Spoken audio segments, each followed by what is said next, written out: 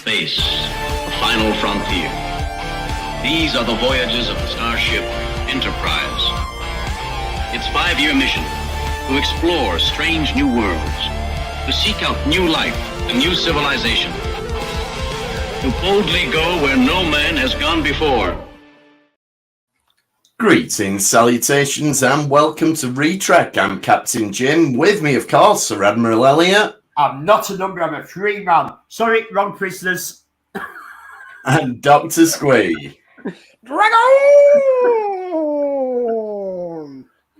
See, 2 hours. And we're making a brief stop back at the Dominion War before Lower Decks comes out. But before we do that, tiny bit of Trek news, which is... Is that an ironic thing? It's a tiny bit of Trek news. It's a tiny bit of Trek news. That's very appropriate. I like it. Is this just going to be a short little segment? Just short, very short.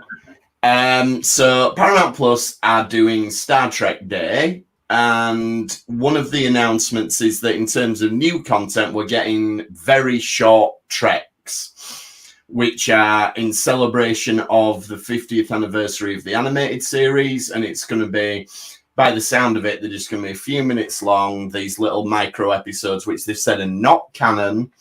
If it's on screen, it's canon. Well, they have said these are not.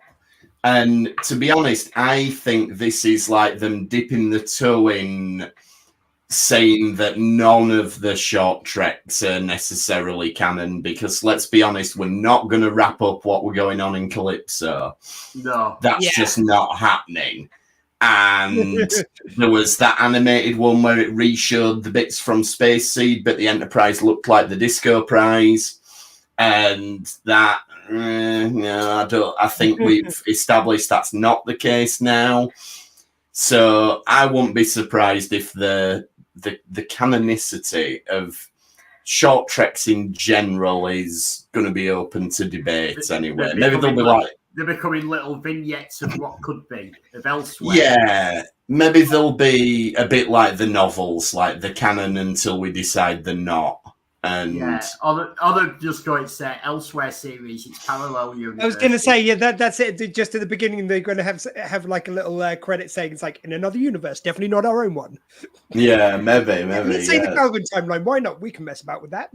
Yeah, I do like the idea.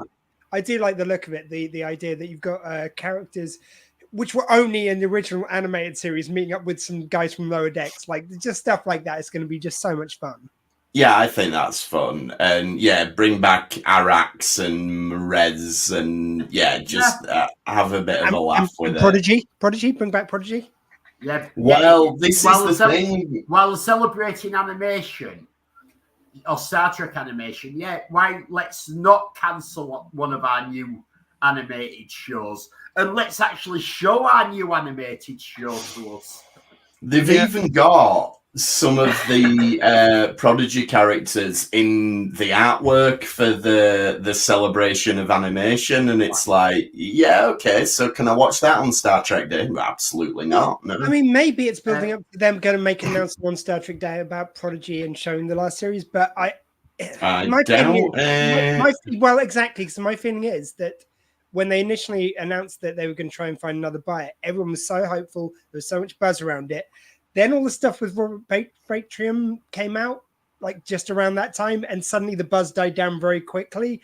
I wonder if he's basically damned the second series coming out, which I think it looked so much like it was going to for a while there. And then I have no idea. I mean, I think one of the other streaming services would be mad not to pick it up just to get the Star Trek brand on there, and Netflix would make sense because as of speaking, Star Trek is still on Netflix UK. It is. I'm sure that it won't be whatever period of time they paid for it for. Evening, Emma. Evening, Emma. And so I'm sure that whatever period they paid for it for, Paramount won't renew it after that. But as of right now, if they got it, they'd have almost as much Star Trek as Paramount does, which is a little bit silly, but there we go.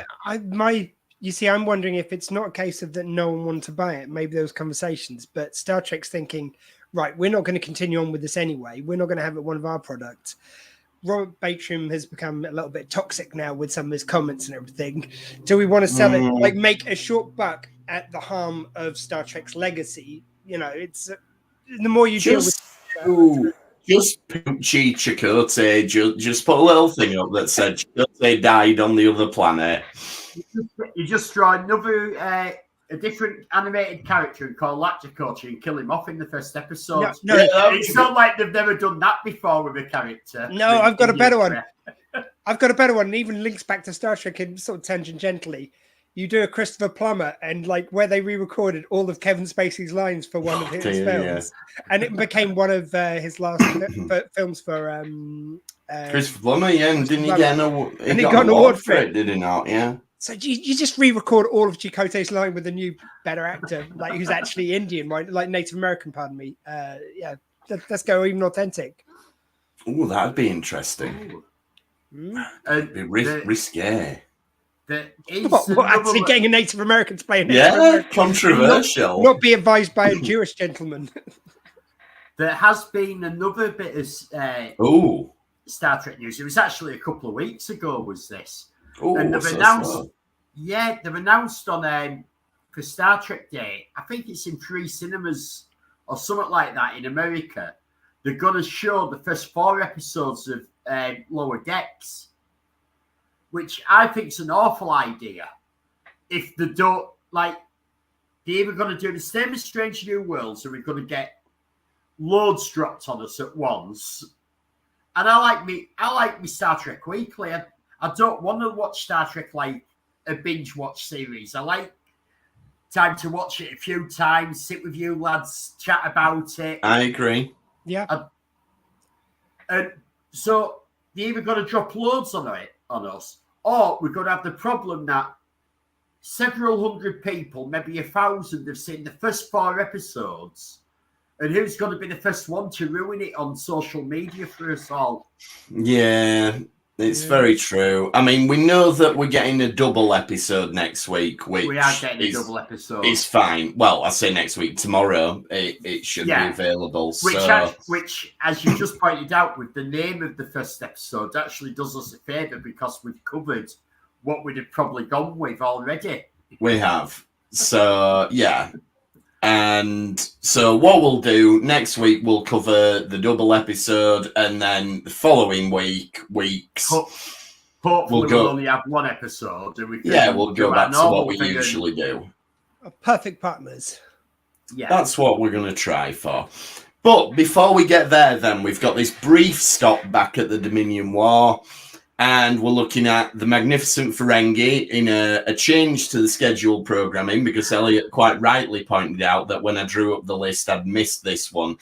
Because I always forget this is a Dominion War episode, but you're right, it absolutely is. It shows us the fate of Kevin.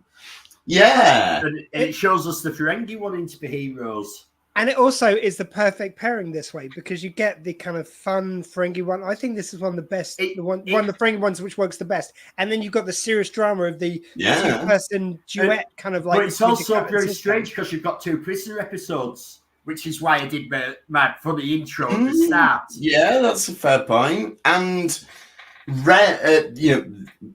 up until now, this hasn't happened too often, except when we've covered multi-part episodes, but these 2 were aired back to back. Yeah. It's going to happen a lot more specifically when we get up to season 7, where we're missing about 3 episodes.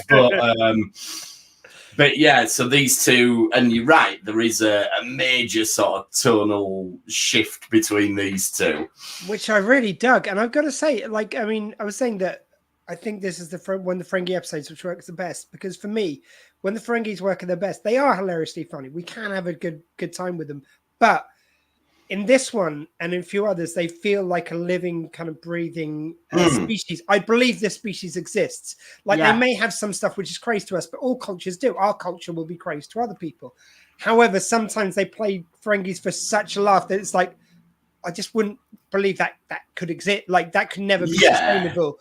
And so this is just so well done to make it as funny as hell, but still make it feel like a real thing, you know. It's definitely a step up from the Moogie and the Negus romance episode, or the Quark sex change episodes. You know, those are. It's basically those built are around low. one funny premise as opposed to a plot. This is one of the, if not the strongest just Ferengi episode. Yeah, it's very good. Yeah, and it does show some really good stuff about them as well. It's like, and the moment when they decide to, so not to jump ahead too much, but when they decide to negotiate, because that's how they deal with stuff. Yeah. They're not dealing with like Klingons or warriors, they're dealing like Ferengi. And it just celebrates the culture really well of Ferengi, that, you know, you feel kind of proud of the species you've been watching all this time. This is also bringing back all established Ferengi apart from Zach. When this episode was actually written, he was meant to be the one who was kidnapped. Right. But he had scheduling conflicts. So they switched it out to Moogie. Yeah.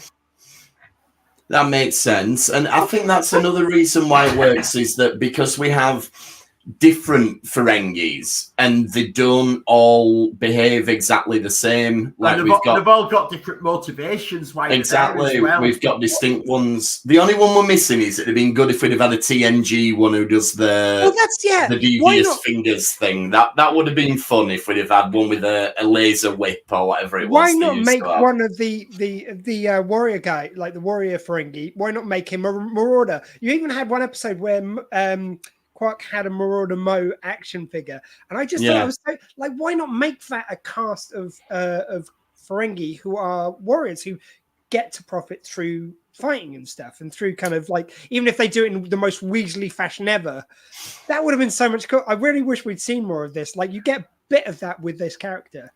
I think probably at the time it was because they felt like they had a lot of damage control to do from the early TNG Ferengi, and they probably didn't.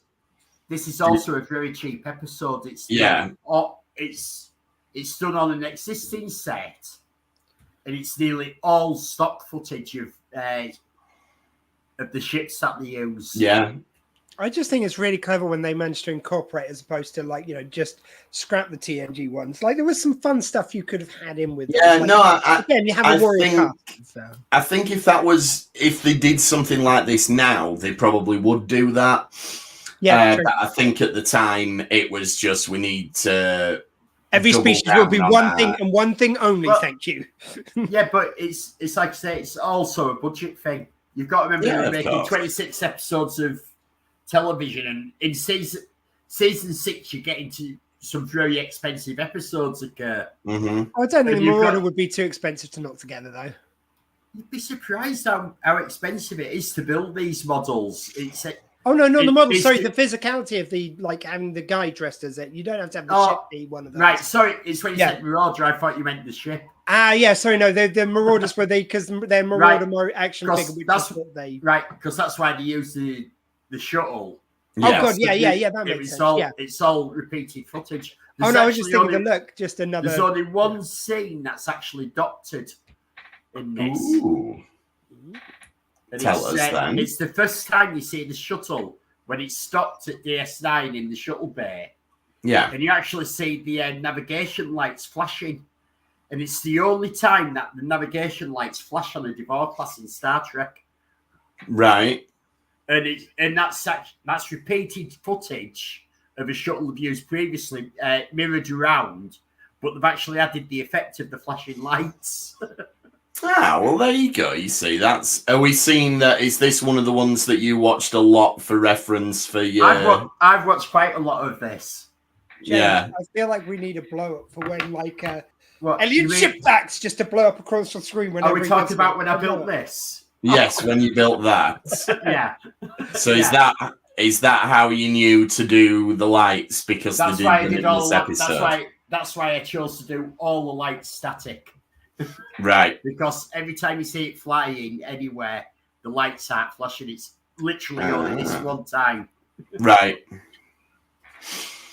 So the plot then, for what it is, Moogie's been kidnapped by the Dominion and Quark has to rescue her. So he puts together his team, which obviously it's Why a bit can of a we never get riff Seven? on the Magnificent Seven, Now- but we don't get 7 of them. We only get 6 Ferengi. Interestingly, Stephen Burr and the other writers of the episode say that it's not a reference to the Magnificent Seven or the Seventh Samurai. What? And that wasn't in their minds at all when they wrote the episode. Well, okay, and, the fair enough, the plot of this episode doesn't follow the Magnificent. Well, the Seven plot plot at all. doesn't, but the title very Yeah, much yeah. does. I completely agree with you. All I'm telling you is what the writers, etc., said about this. Well, they episode named it the other day. very badly then. They But could have come up I with... think they might have smoked something before they came up with the title then and kind of forgotten, because that's just too much of a coincidence. And it does. Is it 7 including Moogie? That's, It could be 7 including seven Moogie. seven including Kevin, because it's 7 of them who go off on the shuttle. Yeah. Yeah, but then he's not Ferengi. So, you know. But But it's part of then- the rescue mission. 'cause Yeah, it was they need to be Magnificent able to do the Ferengi. I feel like you have rescue. to have 7 Ferengi involved for But that. it's new. Well, maybe that's why. Yeah. Maybe that's why we don't have 7. If that was never intentional whatsoever, it's just It's it's a just complete that coincidence. the Ferengi that we do see happen to be magnificent. It's nothing to do with Yeah, it was sort of anything like else. celebrating how magnificent the Ferengi can be. Do you know that there are a few DS9 episodes where I feel like they didn't, they were quite good at reusing like characters which were beloved, episodes which did really well, Mhm. but a few which I feel like could have done with a sequel. Aman Bashir, if that was done earlier, you could have snuck in another one of those. And definitely this one. Like at the end, Yeah. he even like the warrior Ferengi Right. guy even says it's like, you know, it's like, oh, if you like this is the worst run, most despicable, awful mission I've ever been on. If you do this again, make sure you find me. It just feels like it needed another one of these. Yeah. It's just Yeah, it so would have good. been It's so good. through. Oh, I love Yeah, I wonder maybe if it one of them things they thought about and didn't quite find the right story, maybe, It's because like- it would have been fun. Like, I love this episode. I think this is one of those episodes that I thoroughly enjoy every time I watch it. It's such good fun. Hmm. And when you think about it, this episode is just a filler episode. Yeah, it Like, is. we're calling it part of the Dominion War, but it doesn't actually drive the story on in any way, shape, or form. The rest of the story, everything else that happens, could happen no problem without this episode occurring. This is purely filler. Although you are totally right, but I think it might be the first mention of the Breen in the Dominion War, because it's a very throwaway line, but the Iggy Popwater says like, "Oh, they're almost as bad as the Breen," and it's the first time they mention it. It's just but when you know what's happening in the future, you're like, "Whoa." Well, we saw a Breen back in the in Purgatory's Shadow. Right. So we've started to tease the Breen already, but this is another one of those little. Yeah, this is sort of like the Vorta is suggesting that they're having sort of talks or whatever with the Breen, negotiations. If he's talking that I'm finding them annoying to negotiate with. They're a going concern for the Dominion. I think they put in stuff like this for when you watch it back later. Like it feels like there's little Easter eggs for the fact the Breen are coming in. They just pepper them in very slightly in a few episodes. It's just a nice little bit of business. Yeah, I enjoy the scene where they're crawling through the tubes and they end up in Cisco's office, which is a funny scene in and of itself, and it kind of feels like it's there just to get Avery Brooks' paycheck for the week, because that is his sole appearance in this episode. Also, I love the fact that it seems right that he would just go, it's like, yeah, he's taking the wrong turn. Like, this is about the 8th quark thing he's had to deal with today. And he's just, I'm just going to let this one go. I can't be fine. I may be breaking 20 Starfleet regulations by letting this go. Risking security in the station, but it's not worth it. There's so many security violations that they could just walk into my office in this way. Yeah. And they're not tripped a single alarm.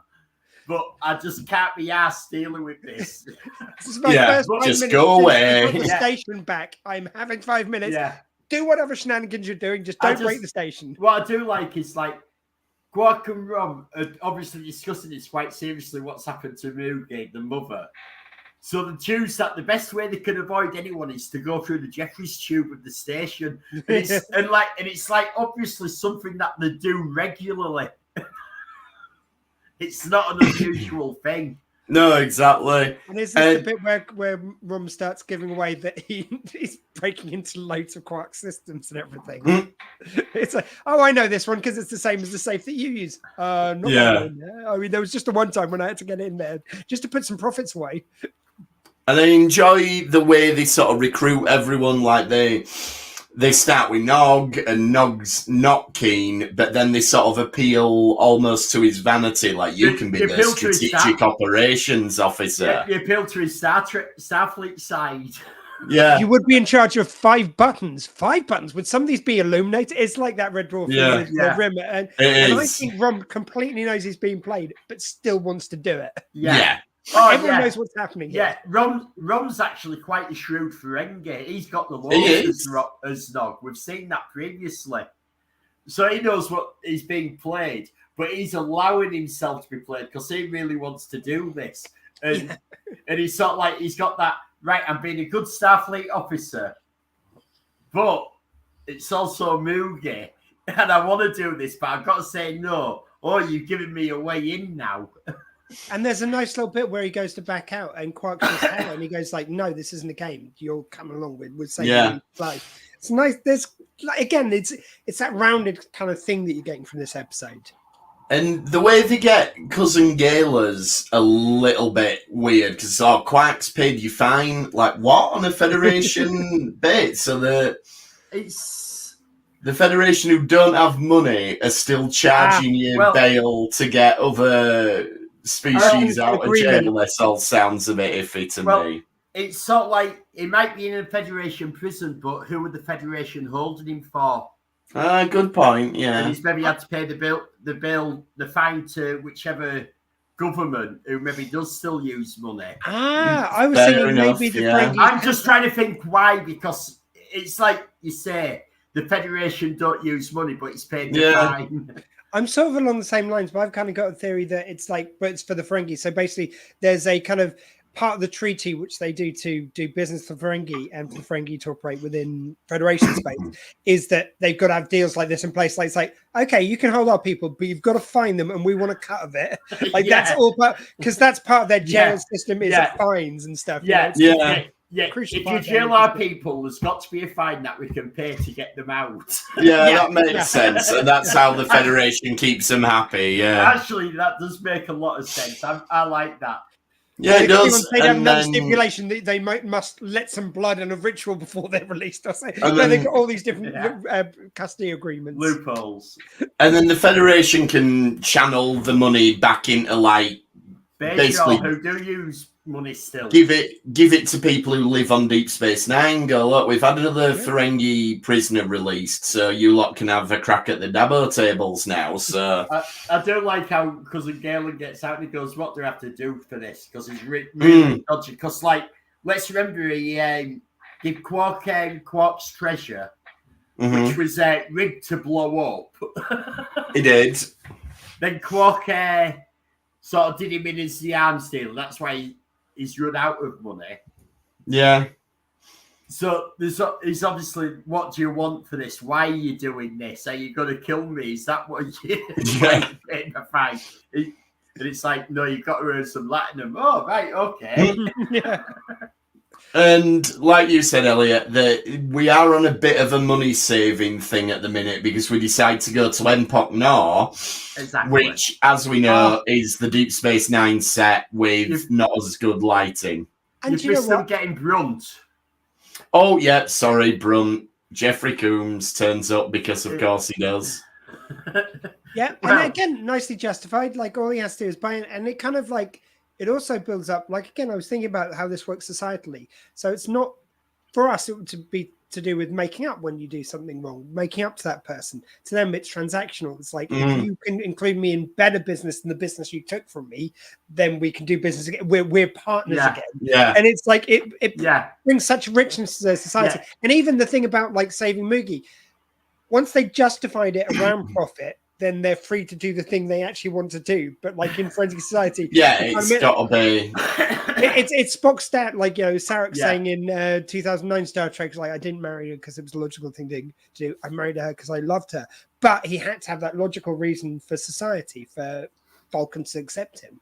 Yeah. And this is that with Ferengi. It's so done. I do like it's like Grunt's walking off, like I'll just fly off in my shuttle, and Lek just goes, "Shuttle, you safe?" throws his knife at him. Yeah. And no, it's really good. Any day of the week, I don't care. Like any version of Star Trek, give me the same ship, slightly differently lit on a slightly different angle, call it something else, and then just put a load of junk around the set to suggest it's been in the wars. And I'm so happy. Yeah. It's like seeing the alternate reality version of the Enterprise with the Yamato Bay, and in this case with Impact Nor. Where this is also the fourth interior that we see of the Ferengi shuttle. Oh, is it? So different every time? Yeah, it's because we see it in TNG where they go through the wormhole. We see it in Little Green Men. Mm-hmm. And Little Green Men has 2 seats at the front and 1 for the captain at the back. This just has like 6 blue stools, which conveniently has 6 blue stools for them to sit on. And then when they come back in Voyager from the wormhole, they've somehow managed to refit the interior of the shuttle. Well, of course they have. So, Kevan then.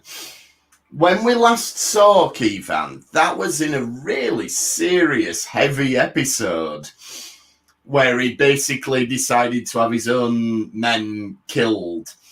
And to save his own life. And then it's like, right, we'll bring him back, but we'll put him in a comedy episode. And all I can think is it's one of them where they've just enjoyed that actor and are like, instead of it being a random Volta prisoner, let's use somebody we've got that we liked. Well, it also makes sense to bring back an established Volta prisoner. It does. Because we haven't seen any others being taken. No, I agree. It's just the tonal shift between the 2 episodes that he appears in I find really interesting. I do like that it's called back here that Major Kira does the sort of legwork to convince Starfleet to let them back even because Quark saved her. Yes. Squee is still muted. It is so tightly woven together from stuff they've already laid down. Like they kind of thought of all of this as they were writing all that stuff, but it just fits so nicely. And Kevan, I just think, he was such a dick in the last episode, but they just give him a couple of lines where it's just to exemplify what a dick he truly is. It's like, well, I hope you've got your affairs in order. Why is that? Because they're going to kill us all once they get hold of us. He's just having so much fun, this guy. I just want to go back. There's another part I love in this. When Grunt first comes in and he's sort of like, what team have you put together? And he goes, so you've got a child, a moron, a psychopath, and a failure. Which is work fair. Out well. It is fair. Yeah. And so they get to Empok Nor, and there's a bit where Kevan tries to escape, but they catch him again, which is just padding out time. There's a nice part when they first get there, and like obviously Nog's in charge because he's been put in charge of the operation by Quark. So he goes, right, we're off to base camp, which is the infirmary. He's there, right, double match, and no one moves, and Quark goes, 2 strips of latinum to the first one who gets there. They all off, and Nog's there, you don't bribe your soldiers, you do it with Ferengi. Yeah, absolutely. No, it's like you were saying, Squee, it is just a really good way of looking at the culture and making it work within this context. Yeah. And that plays into the fact that they all end up arguing about the cut. Only because Ron slips out. Exactly.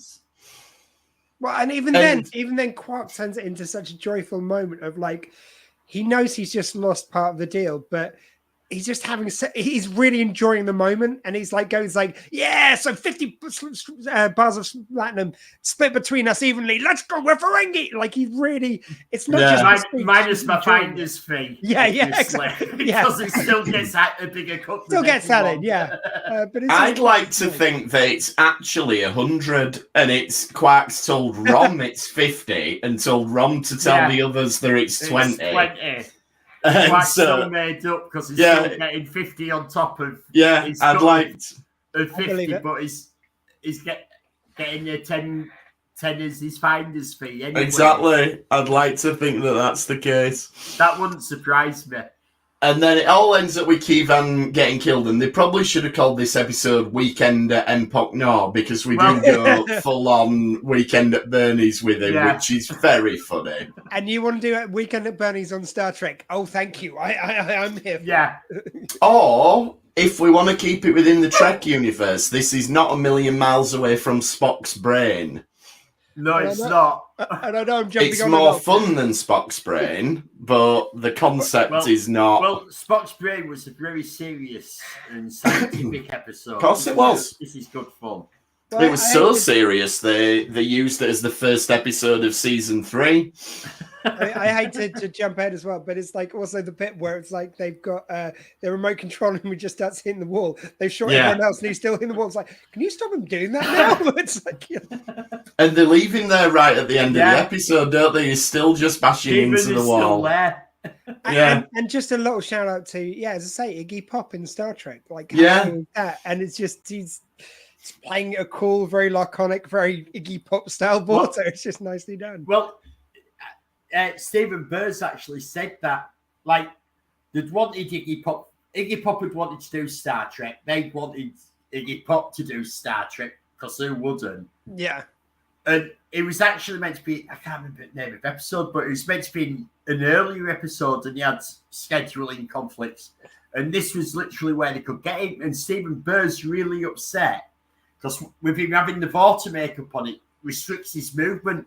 And Iggy Pop's very much his movement. So they took that out. But he still absolutely nails being a Vorta. Yeah, he's great. And that's what I was going to say as well, is like, when you bring in your big guest stars, he's obviously not being too precious about it. Gone, I'll do Vorta makeup, however many hours that takes to apply that. You know, he's not being a prima donna about it. And I imagine this is sort of like, to be a Vorta, you're talking getting at 5 o'clock in the morning, sit in the makeup chair for 5 hours, and then start shooting for the full day. I'd imagine so. Then have 2 or 3 hours at the end to remove the makeup, and then if it's over several days, you're repeating that for as long as necessary. Yeah, I'm going to guess this was a boring day for Iggy compared to his usual week. And So it's a really good, fun episode. A bit of a Ferengi romp, which is in stark contrast to the second one we're going to look at. But before we do anything else... I was just about to say, I love Keevan's last words when he gets shot. I hate Ferengi. And then Quan plays it with, I can't remember the name of Iggy Pop's character, Yeager. I think Yeager or something, Yeah. And he goes, he goes, don't say it. We know you hate Ferengi. But it's really, I think it's also nice that Quack goes, we're going to give him to the Federation and no one argues about it. And he goes, because he's straight away before anyone gets a chance, he goes, they gave us a Vorta, we're giving a Vorta back.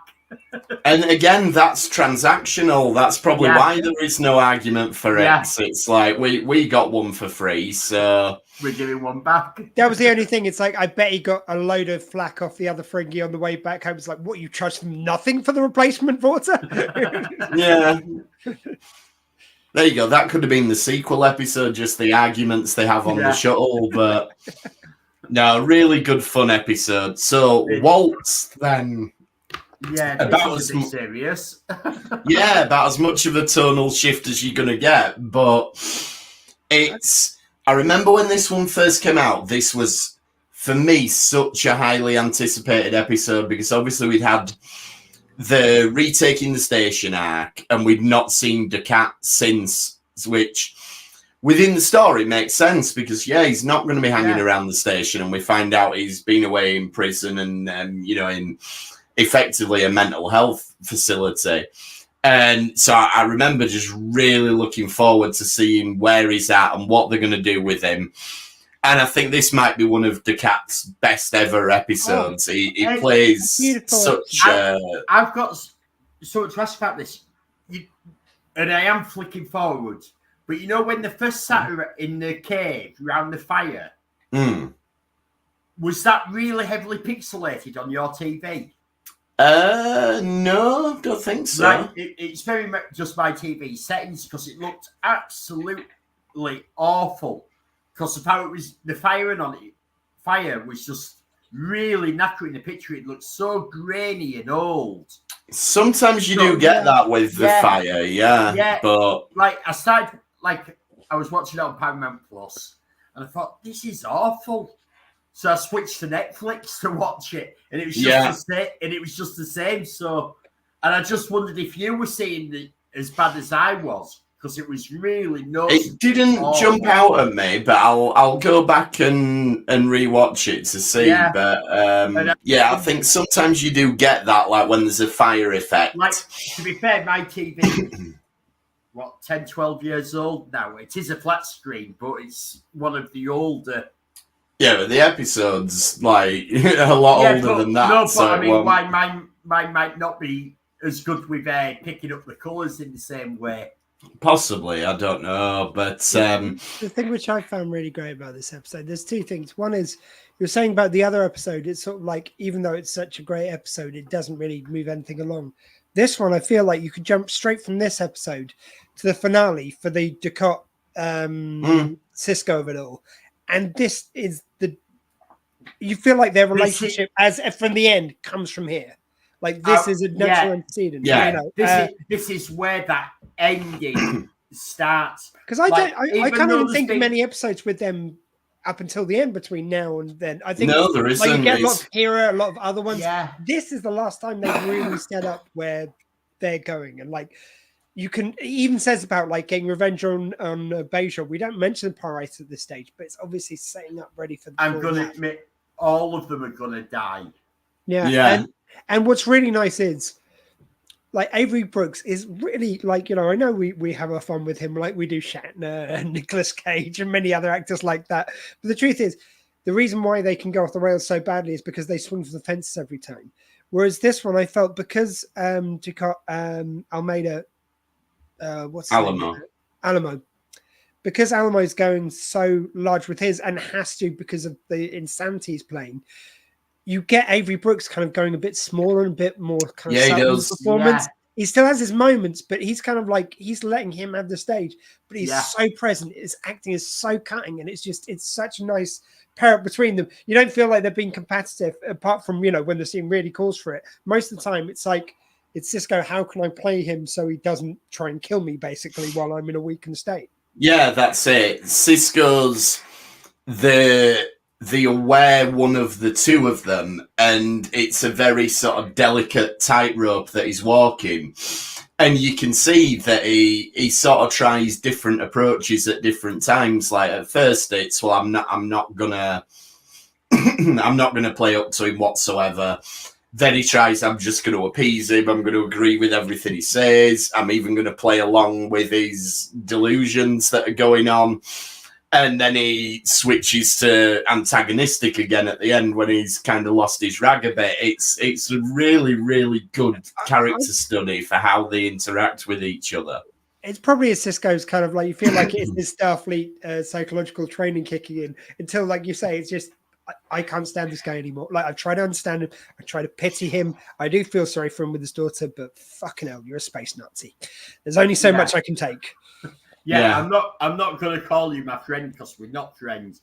I'm not going to say I respect you because I don't respect you because you're a fucking tyrant, fucking murdering people. And this is it. This is this thing that we've had of Ducat so many times is that he wants that acknowledgement, and we've seen that he's wanted this acknowledgement from Voyager, but now he wants this acknowledgement from Cisco, and I think there's sort of two prongs to that. I think part of it is because Cisco is the emissary of Voyager, And I think there's a bit of jealousy from Descartes there that, like, well, hang on, I was an alien who came to Bajor and they didn't make me the emissary and I did all these wonderful things for them. And this guy just turns up and they do that. Well, I think like, I tell you what's interesting when you listen to this, though, and Descartes honestly does feel he's a hero, that he was doing good things for Bajor.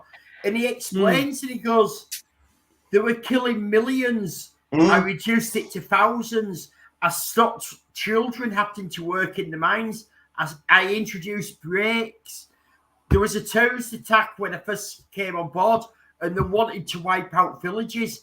I selected 200 suspected, as he calls them, terrorists, it's Bajoran militia, and killed an exact number of them in retribution. But and he thinks he's the hero. He is responsible for thousands and thousands of deaths. But he thinks he's the hero because he was odd. He could have been doing millions and millions. Yeah. And he definitely believes everything he's saying. There's not one thing he says. Like, he believes Sisko's his friend. I think he's psychologically rewritten it with his, like, he already had this delusion that everyone respected him. He believed the Bajorans would one day realize what a hero really was to them. And I think he believes the same as Sisko. But I think the mental breaks just allowed him to push that one further. Like, before this, I think he knew that they weren't friends.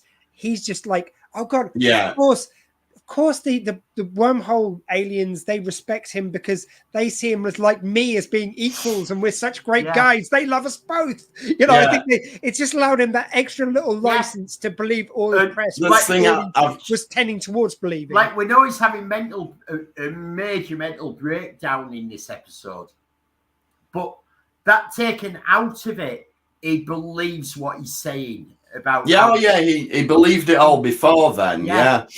I've just made the connection there that, you know, obviously there's lots of comparisons to Hitler, but in Descartes' mind, he thinks he's Oskar Schindler, that he's worked behind the lines and done. What Descartes doesn't get is that, no, he didn't. You know, what he's done effectively amounts to a bit of public relations in the grand scheme of things, but he thinks he thinks that it's good enough. He honestly thinks he is responsible for saving millions of Bajorans because he didn't kill them.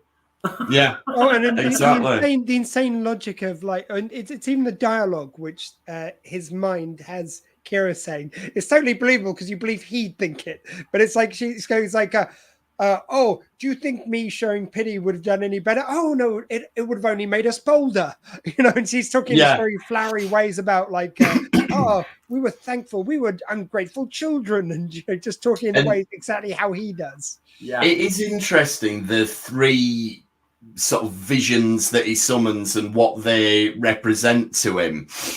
So I was thinking about this before the episode, and I was thinking, like, do they represent, like, see no evil, hear no evil, speak no evil, or are they representative of the Greek muses or something like that? And I think it's much, much simpler than that. I think it's they stand in for exactly who they appear to be, but they're there for the express purpose of his ego. His ego. It's justifying it. He's got the bureaucracy represented by Weyoun, and no one at any point says you did something wrong. I mean, apart from Kira. But effectively, they're all just, like Elliot says, buttering his ego up. Like, you know. You see, I saw it as. Sorry, mate. Sorry, no, go ahead. No, just what they represented. I felt like it was Kira being the she is the person he deals with most, who's a Bajoran, so that represents the Bajoran people who were his kind of like people who was very generously looking after. You've got Damar representing literally his people and where he came from and the respect of his homeland, and then you've got the Vorta weighing representing, like, the Dominion and the people who he's working for, who really respect him as a tactical leader. And so it's all the people he has to deal with represented, and then Sisko represents the person who he wants to be an equal with. Like, it's all part of that puzzle. Yeah, that's. I agree with you. I think. Yeah. But I think it's all there. They don't provide an honest reflection of him. They provide this imagined version within his own mind. Even his Kira one, like he can't get over the fact that Kira won't accept what he'd done. So Kira is almost like his guilty conscience. Like, you know, you see in cartoons, the angel and the devil on your shoulder. Yeah. And they're both having arguments about what you should and shouldn't do. And she's almost that, his subconscious saying, no, you were wrong. But he's arguing against it. Yeah, that's it.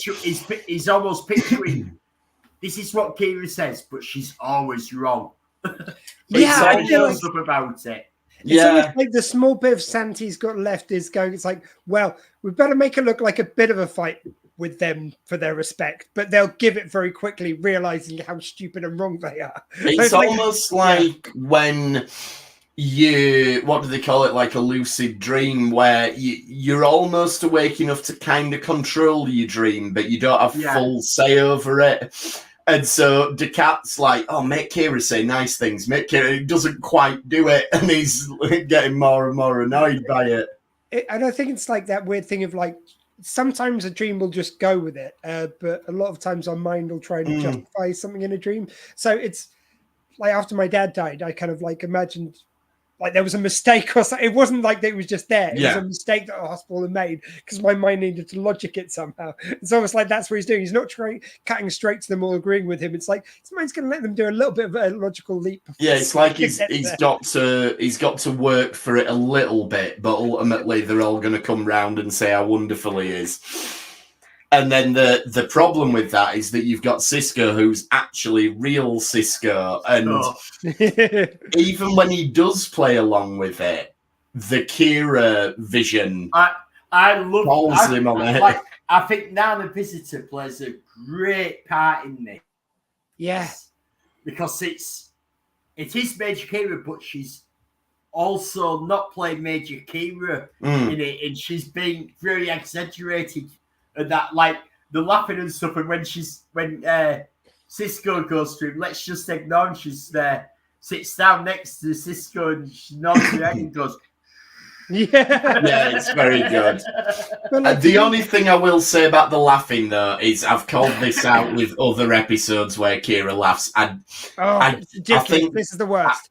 I think Nana Visitor is a brilliant actor. I just don't think laughing is her strongest. I'll even say in Star Trek in general, they're over the top laughing at things. Okay, the original series we love it because that's the end of the episode. And then Trent. Perfect. That's what you want from the original series. However, for anyone on audio, we pause as if at the end of the episode. Yeah. But however, it just gets ludicrous when in DS9 they're still doing it. She gets to a point where she doubles over almost to being on the ground with laughter and back up again. It's like nothing was that funny. Nothing. No, but the thing is that that's his psyche mocking him. Oh, okay, I'll give you that. Well. It is. That's what I mean. This isn't actually Kira. This is his psyche. Oh, no, I know. I just think it was over the top. But when she's real Kira laughing, it's like this as well. Yeah. So. But in this one, I think this is really, sort of like really good. It's like he's in a psyche mocking himself. Fair enough. Because that was what I was going to say. It was interesting from what James was saying, what you're saying now, that it's the part of his, regular part of his awareness, if you will, is trying to say, it's like, yes, Sisko, you're finally believing what I'm saying. And it's actually his subconscious, which is going, no, of course I'm mocking you. Of course he doesn't. Yeah, exactly. That's not conscious mind. He knows you're a murdering tyrant. Yeah, but where does he put that voice? He puts it into his subconscious, like, oh, this is just me doubting myself. This isn't really. What's real is the fact that he believes in me. Really, that's what was happening underneath this the whole time. He's so deluded. Even that voice gets put to his, and that's what it. he thinks is in his insane subconscious. Oh yeah, right. Like he wouldn't believe in how great I am. That's it. Because in his mind, he's like, well, he can't be taking the piss because obviously he thinks that because that's the truth. You know, it's that. It's just too shy, too embarrassed to admit how much he respects me and how great he thinks I am, and that we equals. And he can't, and he's scared to say it, but we're here on our own. And I've just got to convince him that no, I'm not going to tell anyone afterwards. He can tell me the truth that he thinks I'm like the greatest thing since sliced bread. All these people coming to him and falling to his feet in celebration of him. It's like when the Federation throughout all of this is, and Voyager and everyone else wishing for a happy ending, that the Dominion go away, that they managed to beat them somehow against all the odds. This is the happy ending that the cut pictures like, the Dominion will realize that we're worthy members, and in fact, they will celebrate us as free people on Cardassia who just associate with the water, and the Federation will fall off feast, and Cisco will respect us, and the Bajorans will finally admit that we were right all along. Like, this is his happy ending. It's not quite going to work out that way for him. But again, doesn't it feel like what I was saying about the Ferengi? It feels like this is a really rounded, real version of Cardassia. Like, even though you may not agree with him morally, this is a society that could exist. It's nothing to do with agreeing with him morally. It's really well acted of building up. This is what this species is actually like. Well, there's a lot. He 100% believes what he is saying. He's 100% convinced he was great. He's the best thing ever. Mm-hmm. Yeah. It's there's a lot of parallels, I feel like, with him on Russian war fitting in their belief in who they are and what they are as a country. And even people over there, like we found in the 80s, who perhaps want to modernize and everything, who can't at the moment. It might be partly because I've just listened to Andrew Garrick's wonderful Stitch in Time novel, which explores what happens to... I've read it, I've not listened Cardassian to it culture yet, afterwards, where he goes on about Cardassian culture afterwards, and it expands the last episodes where they talk about if there is going to be new Cardassia, it has to be different to this.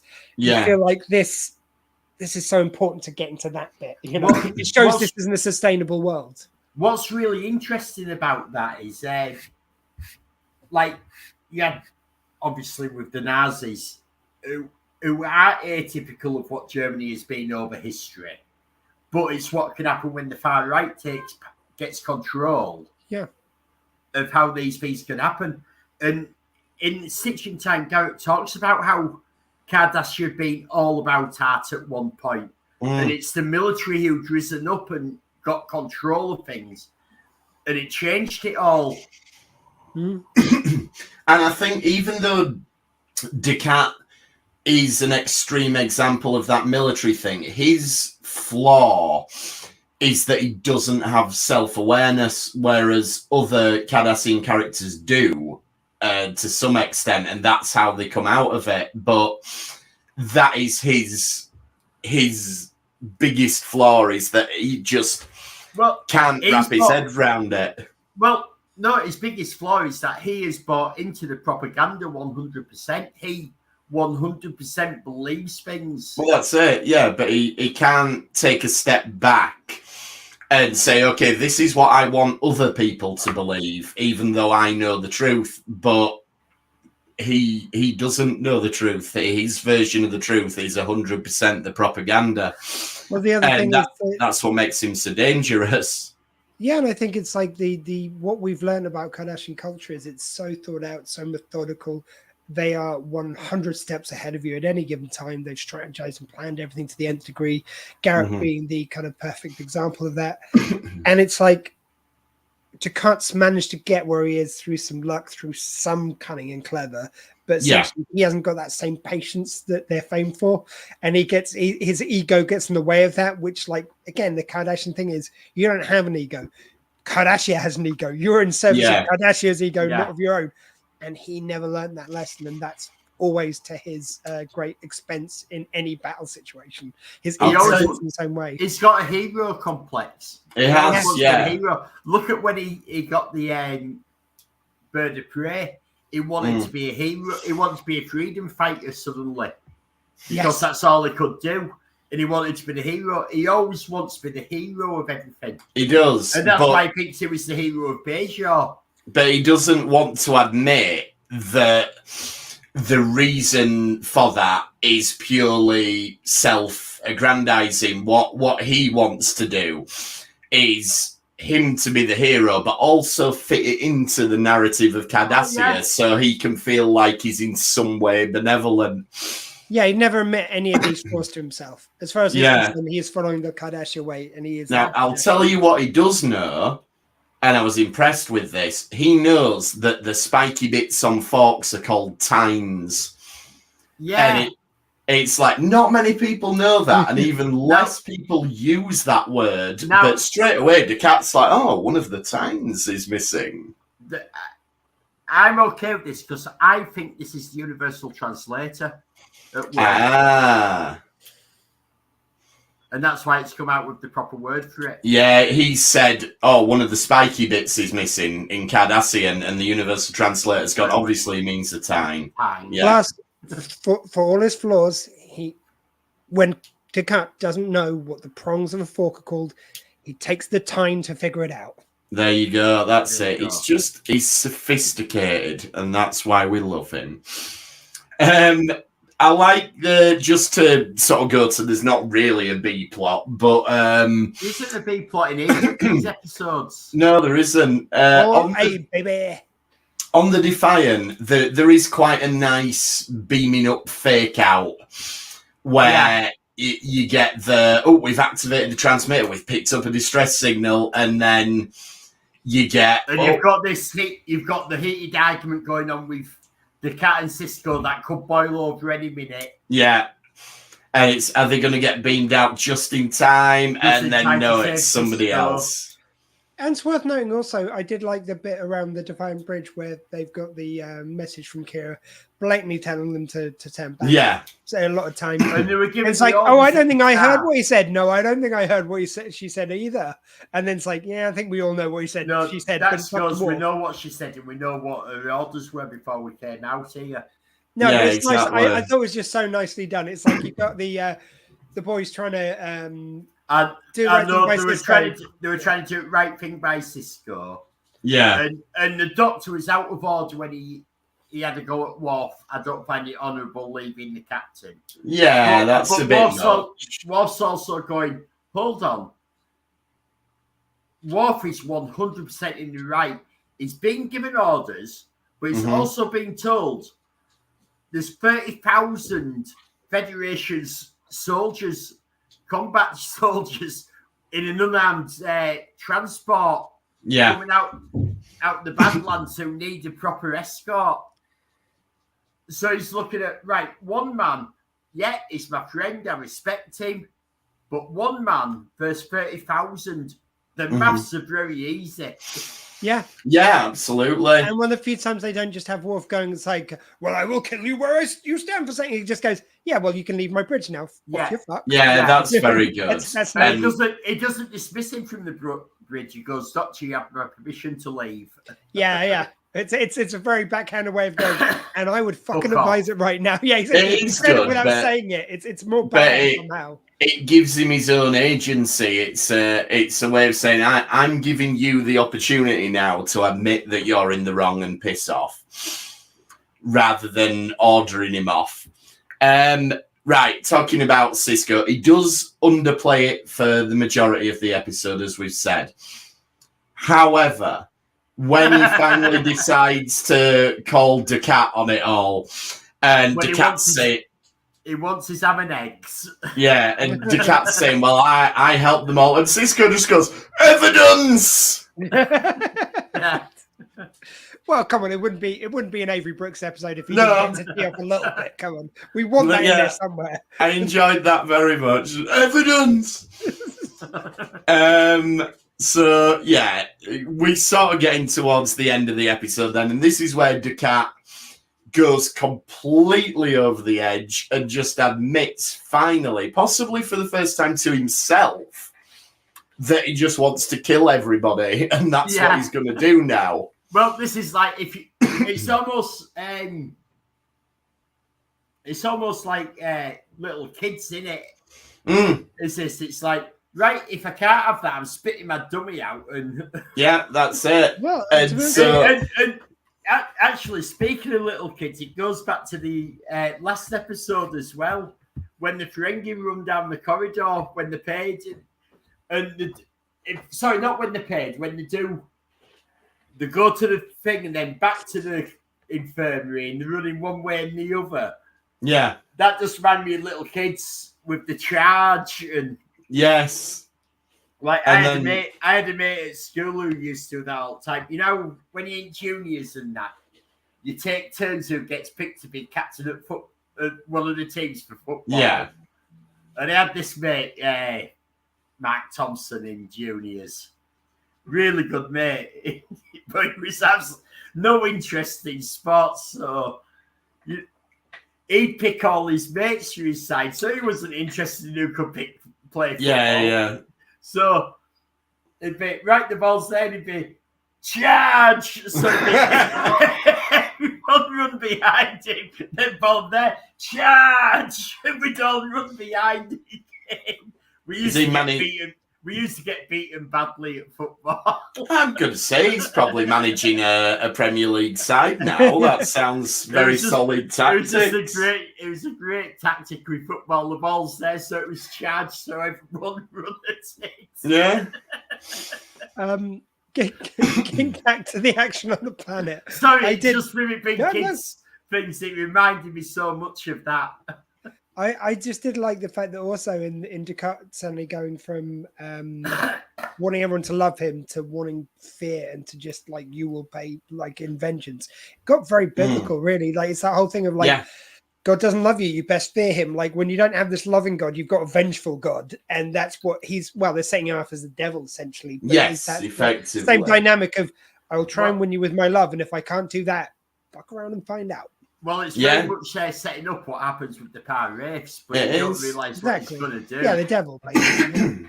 and it's also always nice to see Planet Hell getting a good airing. It's just, it's really weird because like, if you look anywhere into the distance, it's so obviously a soundstage. But the lighting and the atmosphere they create, until I look into the background because my eye gets caught by something, I feel so caught in it. It's so atmospherically done, even if it's not photorealistic. It's great, and the great job they do with so little.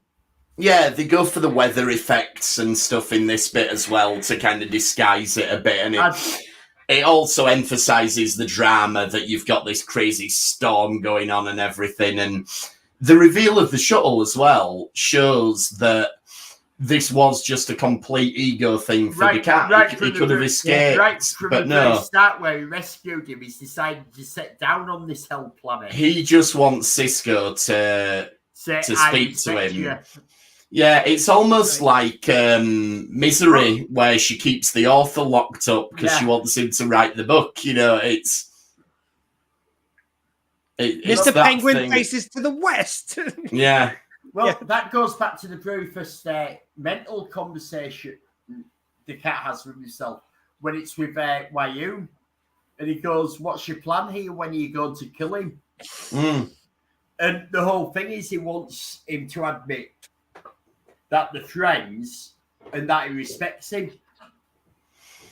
That's the thing. I don't think necessarily he does want to kill him. I think he wants to best him in battle, and he wants Cisco to surrender to him and say, you were the better man. Well, that shows it at the end. What happens at the end when, like, I don't know if you noticed this with the how things sort of worked on the sets, but Cisco gets into the shuttle.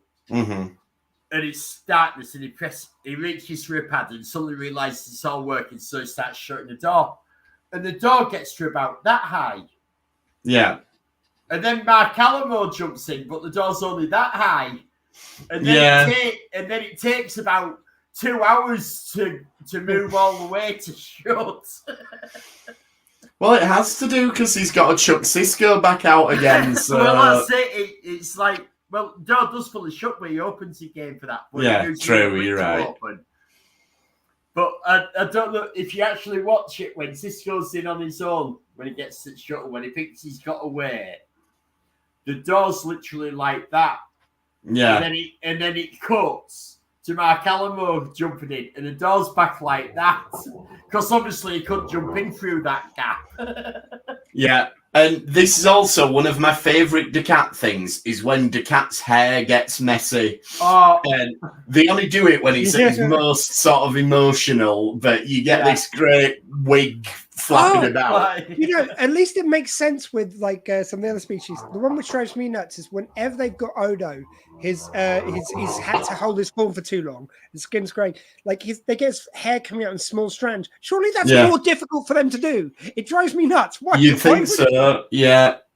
It makes sense. And then we wrap it up, and we get another bit of Avery Brooks-ism right at the end of the episode, where he says, Ducat's pure evil, which is fair enough, but then he says, and I will fear no evil. And like, surely after this, they're laughing about that on the bridge. They'll be like, so what did he say? Oh, and then he said, I will fear no evil.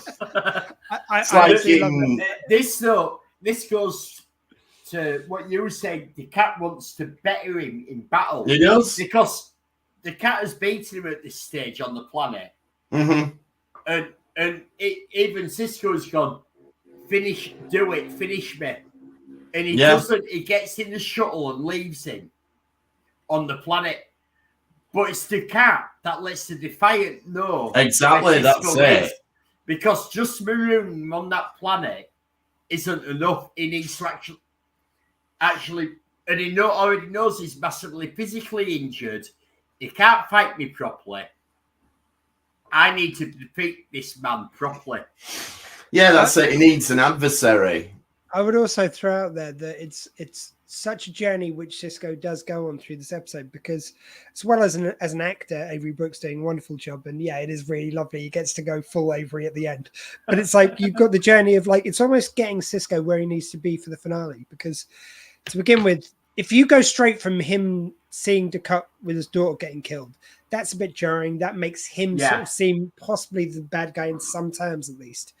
Whereas this, you get him so guilt-ridden. Like, it's like, you get people often talking about a scenario where it's like, if you go back and kill Hitler's baby, well, what if Hitler had done everything he'd done, and then you'd witnessed his best friend killing his daughter, and then you've got to talk to him afterwards? What messed up mental gymnastics? Yeah, he's Hitler, but still, you've witnessed someone's daughter being killed in front of them. Or, okay, maybe he wasn't there, but you know what I mean? He's like, he is aware of those events which happened as a result of a battle he was a part of. He was the captain in the prevailing team on that war. To then deal with that, it's such complex emotionality. So the fact that he kind of gets to play that and gets to play it quiet to begin with, and then realize there's something going on, and he's piecing everything together while still trying to placate this guy who's going through some mental trauma of all sorts, and who's so dangerous. And so by the end of it, he has got to a point where he's ready to kill him again. But I think this was such a good journey and so tight when it comes to the storytelling you're going to tell in the future, because they must know by now their end. They know where they're going. But having said that, there are still some more twists and nuances to Ducat's character from here. He isn't just sort of over the top panto villain for the rest of the series. What he does next is really interesting. This is probably the only over the top panto villain episode of Ducat. Yeah, he dials it back again from here, which I'm really looking forward to talking about as well. So it's a really great, really clever what they do. Well, I feel like this is him being out and out unstable. This is him going from the person who feels like he needs to win everyone's love to he'll settle for everyone's fear. That's the journey he's going on here, and that's all those conflicting things going on here, trying to just last-ditch effort to make everyone love him in his head before he gives that up. So after this, he's at least set on one course, whereas here he's trying to go between two. Like once we get into his end game of merging with the pirates. This is the start of his end. This is the start of his end game. Yeah, he's decided, right? Fuck you! I'm gonna kill you. I'm gonna kill all Bajorans. I'm gonna fuck their religion. Gone. Watch me. And that's literally what's doing it. This is the start of that journey of him. And we will watch him do it, but we will be having a break for Lower Decks first. Yeah. So, and do you know what? It links back because that's what Sisko was thinking about when Quark came in. And he goes, "Well, I haven't got time for this now," because being part wormhole alien, he didn't even know it. He was already playing forward the events which were going to happen on this planet, so absolutely. he could instant strategize. And as we will find out, Gul Cat literally does fuck Bejor's religion. Yes, Jesus, indeed. I didn't realize how on the nose this prophecy was. Spoilers for season 7, but yes, quite literally, you will do. On that note, then, we'll be back next week to cover the first 2 episodes of Lower Decks. In the meantime, we're at RetrekPod on whatever it's called, retrekpod@gmail.com if you want to email us. We're on all the different socials. Elliot's got Retrek Model Studios on YouTube, where he's finished the Ferengi Shuttle. And I'm back working on the Fishy Voyage to the Bottom of the Sea submarine, which is grey at the moment for reasons that you could find out when you watch my videos. Oh, is that type of fish a stingray? No, that's the Voyage to the Bottom of the Sea. Stingray. I got it. Great. I'm still waiting for Stingray to be made. I'm waiting on Keycream Cosmic Scale models. Oh, I'm sure. I'm sure it's on its way. There's rumours it's on its way. So when you paint it, will it be yellow submarine? It will be a yellow submarine. There we go. And yeah, my YouTube, I've got Kingy's Toy Box where I unbox some toys and play with them. Still need to do that Castle Grayskull Lego, but it traumatized me, so we'll get there. We'll get there. Dr. Squee, what have we got going on with the Dr. Squee show?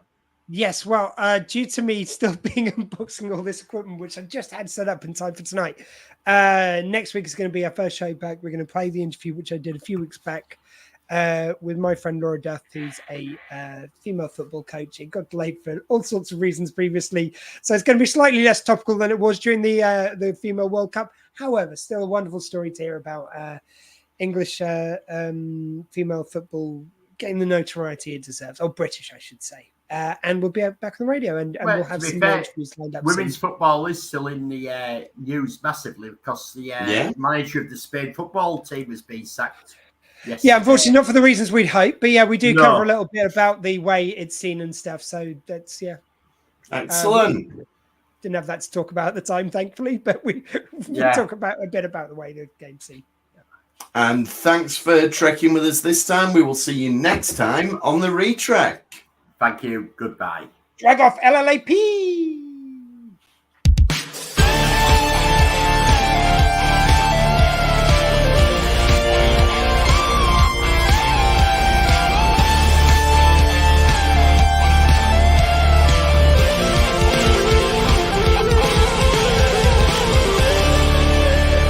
Fascinating. Evidence. Evidence.